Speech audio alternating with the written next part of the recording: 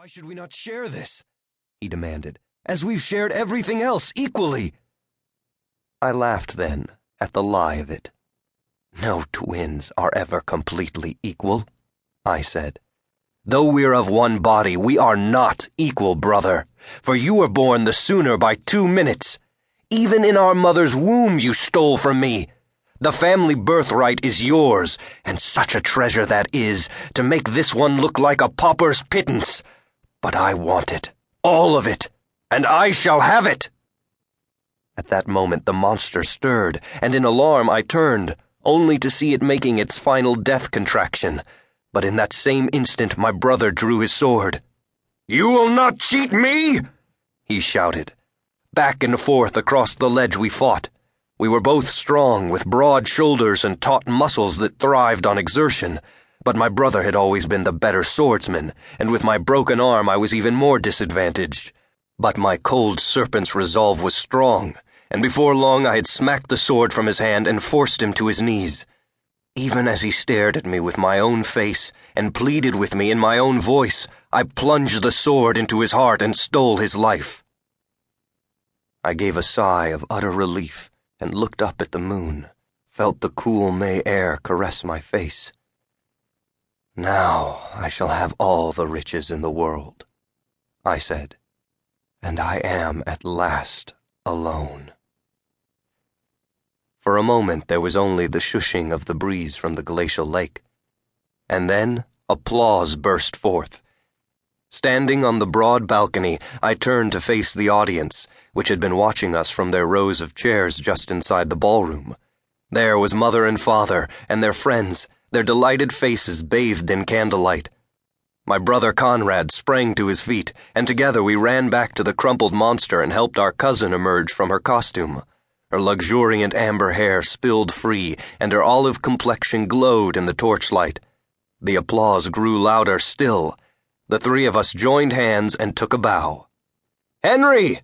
I called. "Join us!" We all three of us waved him out. Reluctantly, our best friend, a tall blonde wisp of a fellow, emerged from his lurking spot near the French doors. "Ladies and gentlemen," I announced to the audience, "Henry Clerval, our illustrious playwright." "Bravo!" cried my father, and his praise was echoed round the room. "Elizabeth Lavenza as the monster, ladies and gentlemen," said Konrad with a flourish. Our cousin made a very pretty curtsy. "My name is Konrad, and this," he looked at me with a mischievous grin, "is the hero of our tale, my evil twin, Victor." And now everyone was rising to their feet to give us a standing ovation. The applause was intoxicating. Impulsively, I jumped up onto the stone balustrade to take another bow and reached out my hand for Konrad to join me. "Victor!" I heard my mother call. "Come down from there at once!" I ignored her. The balustrade was broad and strong, and after all, it was hardly the first time I had stood on top of it.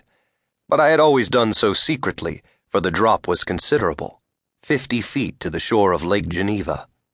Konrad took my hand, but instead of yielding to my pull, he exerted his own and tried to bring me down. "You're worrying Mother," he whispered. As if Konrad hadn't played on the balustrade himself. "Oh, come on," I said. "Just one bow." Our hands were still joined, and I felt his grip tighten, intent on bringing me back to the balcony. And I was suddenly angry at him for being so sensible, for not sharing my joy at the applause, for making me feel like a childish prima donna. I jerked my hand free, but too fast and too forcefully. I felt my balance shift. Already weighed down by my heavy cape, I had to take a step backward. Except there was nowhere to step. There was nothing, and suddenly my arms were windmilling. I tried to throw myself forward, but it was all too late, much too late. I fell. Half turned, I saw the black mountains and the blacker lake, and directly below me the rocky shore and my death rushing up to meet me. Down I fell toward the jagged shallows. But I never reached it, for I landed hard upon the narrow roof of a bow window on the chateau's lower floor. Pain shrieked from my left foot as I collapsed and then rolled,